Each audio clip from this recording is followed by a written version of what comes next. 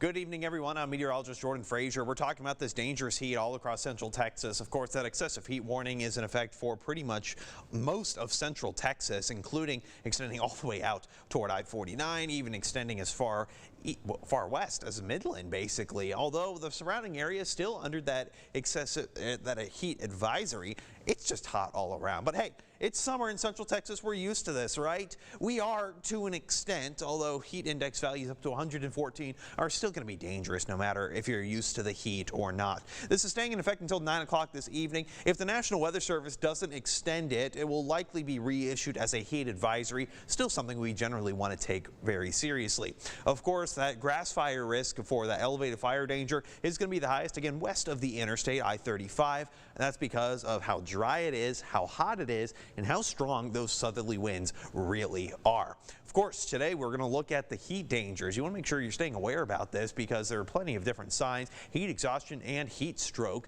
So you want to make sure you're keeping an eye on people who are working outdoors constantly. Take breaks in the shade, air conditioning, maybe drink plenty of water, wear light colored and cool clothing as well, just to be on the safe side.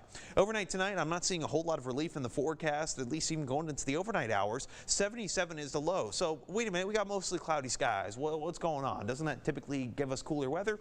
Yes.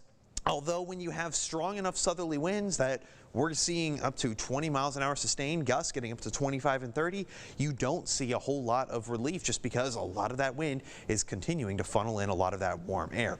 And it's keeping away any kind of cloud cover, especially to the north. A couple of thunderstorm activity as well. It's going to stay away just because these winds are strong enough to hold it against us. Now, we might see the slight chance, maybe an isolated sprinkle for our far northern counties Saturday afternoon. Models are not really in agreement with it, so I'm not going to be overzealous with it. All right, here's that heat dome. Worst of it's going to be out to the western states. We're talking the desert areas, of course, but nonetheless, really going into Sunday, I just have this heat sticking around in the forecast, especially for the 7-day. Really, the lowest temperatures I have for you guys is 102 degrees. So unfortunately, I don't have much in terms of relief coming up. So just be sure to try and stay cool as best as you can.